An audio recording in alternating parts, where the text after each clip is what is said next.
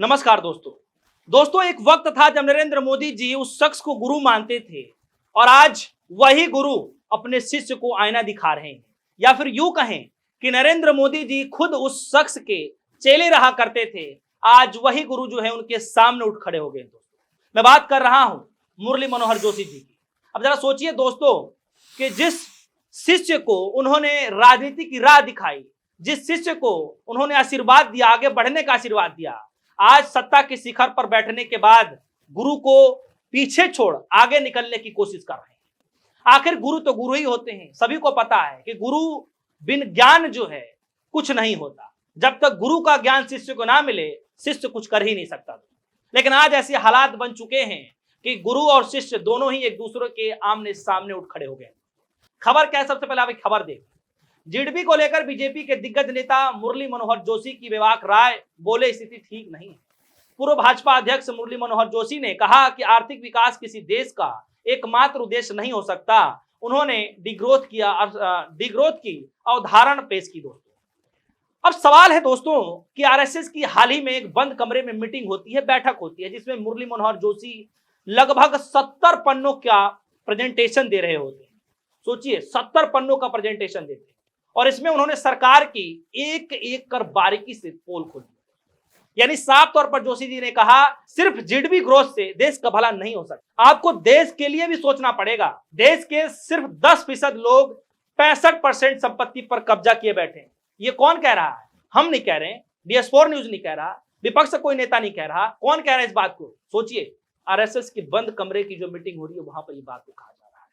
और क्या कहा जा रहा है? कहा यह जा रहा है कि 43% लोग अभी भी खेती पर निर्भर हैं, जबकि जापान में सिर्फ 3%। और दोस्तों सरकार क्या कहती है?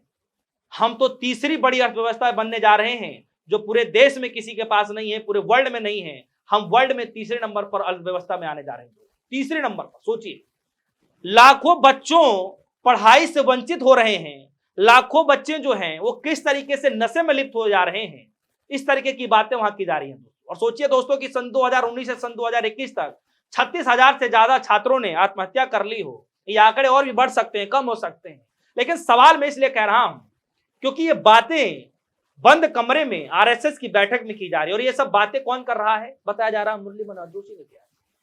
बड़ा गंभीर सवाल है। और मुरली मनोहर जोशी वो शख्स हैं जिन्होंने, बताया जाता है कि एक वक्त था जब खुद प्रधानमंत्री मोदी जी, नरेंद्र मोदी जी, उनको अपना गुरु मानते थे। और एक तरीके से ये कहा जाए कि नरेंद्र मोदी जी चेले के तौर पर थे।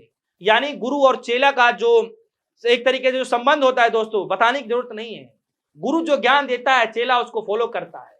अब सवाल है दोस्तों कि मोदी सरकार की विकसित भारत क्या यही है? क्या यही है $5 ट्रिलियन डॉलर की इकोनॉमी और उसकी अर्थव्यवस्था, जो बार बार ये सपना दिखाया जाता है देश को? और मजे की बात है दोस्तों कि मुरली मनोहर जोशी साहब तो ये बात कह ही रहे हैं। इस बात पर आरएसएस के प्रमुख मोहन भागवत जी जो हैं वो जोशी की बातों पर सहमति जताते दिख रहे हैं। उन्होंने क्या क्या जानते हैं? उन्होंने कहा कि जोशी जी ने तो सब कुछ कह ही दिया। इसका मतलब आप समझ पा रहे हो क्या कह रहे हैं? कि सब कुछ कह दिया। यानी जो दिल में बात थी, जो जुबान पर बात थी, वो कहीं ना कहीं जोशी साहब ने कह दिया। और इस बात की हामी आरएसएस के चीफ मोहन भागवत साहब ने कह दिया, हामी भर दिया कि जो कुछ था वो तो जोशी साहब ने कह दिया दोस्तों। यानी यह सिर्फ एक सीनियर लीडर का बयान नहीं था दोस्तों, बल्कि आरएसएस की तरफ से सरकार के लिए सीधा सीधा संदेश था। अब जरा सोचिए दोस्तों कि यही बात अगर विपक्ष का कहता तो बीजेपी इसको क्या कहती? जरा सोचिए, दिमाग पर जोर डालिए, बीजेपी क्या कहा करती है? जब भी कोई उससे सवाल पूछ देता, कोई आईना दिखा देता है, तो बीजेपी क्या कहती है? उसकी ट्रोल आर्मी जो क्या कहती है?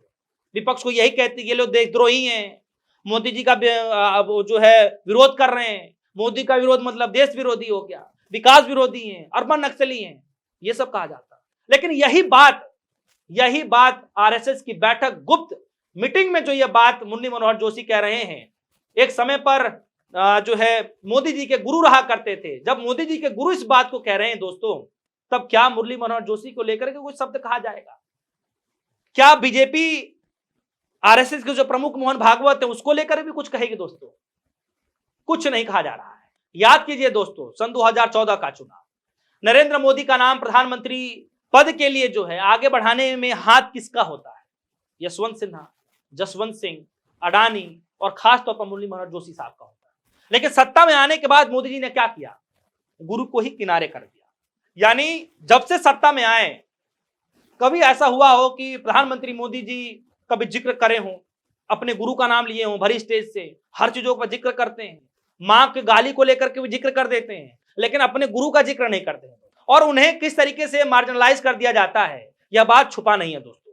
आज वही जोशी जी जिन्हें मोदी ने भुला दिया था आज आरएसएस की बैठक में खड़े होकर अपने शिष्य की सरकार को कटघरे में खड़ा कर दिया है दोस्तों। और वैसे भी दोस्तों जोशी जी का जो प्रोजेक्शन था सिर्फ आंकड़ों पर निर्भर नहीं था, बल्कि ये देश की हकीकत है जो हर आदमी झेल रहा है। गरीब अमीर की खाई इतनी बढ़ती जा रही है, गहरी इतनी होती जा रही है कि भारत में सबसे ज्यादा अमीर जो है अब देखेंगे कि रॉकेट बना रहा है, पता नहीं क्या से क्या बना रहा है। और सबसे जो गरीब देश है आज भी जो सबसे ज्यादा गरीबी में जो जी रहा है इस देश के अंदर में, वो भी आज 5 किलो राशन के लिए लाइन में लगा हुआ है दोस्तों। और हाल ही में नितिन गडकरी साहब ने क्या कहा था, आईना दिखाते हुए अपनी सरकार के खिलाफ उन्होंने कहा था कि देश में अमीर लगातार अमीर होते जा रहे हैं और देश का गरीब लगातार गरीब होता जा रहा है, यानी देश के जो सारा पैसा है चंद उद्योगपतियों के पास है। बताइए, और आज जो हालात होते जा रहे हैं कि बताया नहीं जा रहा है, बताइए जा रहा है कि इंजीनियर ऐसे हालात में हो गए कि चाय बेच रहे हैं, एमबीए जो ग्रेजुएट लोग हैं वो कैब चला रहे हैं, सरकारें कह रही है कि रोजगार की समस्या नहीं है। दूसरी तरफ अगर आप देखेंगे कि शिक्षा का जो हालात है भारत में, जो शिक्षा का जो हालात लगातार बढ़ता जा रहा है दोस्तों, आप देखेंगे कि करीब करीब ये आंकड़े बताए जाते हैं कि 30-32% ऐसे हैं जो बच्चे कॉलेज ही नहीं पहुंच पा रहे हैं। तो अब बताइए कि क्या ऐसे बनेगा विश्व गुरु भारत? तो सवाल उठता है दोस्तों कि क्या नरेंद्र मोदी सिर्फ चमकदार भाषणों और जीडीपी के आंकड़ों से देश को चला सकते हैं?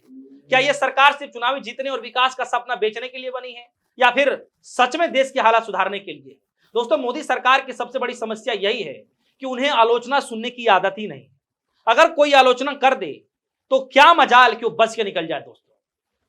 वो सिर्फ ताली सुनना चाहते हैं, वो सिर्फ अपने बारे में जी हजूरी सुनना चाहते हैं। लेकिन इस बार ये ताली ये जी हजूरी तो नहीं मिली, लेकिन घर के भीतर ही बंद कमरे के अंदर ही आरएसएस बीजेपी के जो सीनियर लीडर थे और उनके गुरु थे मोदी जी के, सबने ही सरकार से सवाल पूछना शुरू कर दिया है और यही सरकार के लिए सबसे बड़ा खतरा बनता दिखाई दे रहा है। अब आप सोचिए कि आरएसएस और सीनियर बीजेपी लीडर ये कह रहे हैं कि देश की अर्थव्यवस्था जो देश की अर्थव्यवस्था है वो संकट में है, तो फिर आम जनता को कब ये एहसास होगा कि भैया टीवी डिबेट और विज्ञापन जो चलाए जाते हैं वो नूरानी चेहरा दिखाया जाता है, अच्छे अच्छे सपने दिखाए जाते हैं, वो घोड़ा वो गाड़ी वो बंगला सब दिखाया जाता है, वो अलग चीजें हैं। लेकिन जब सच्चाई आपके सामने आएगी तो वो कहीं ज्यादा सच्चाई आपको डरावनी नजर आएगी दोस्तों।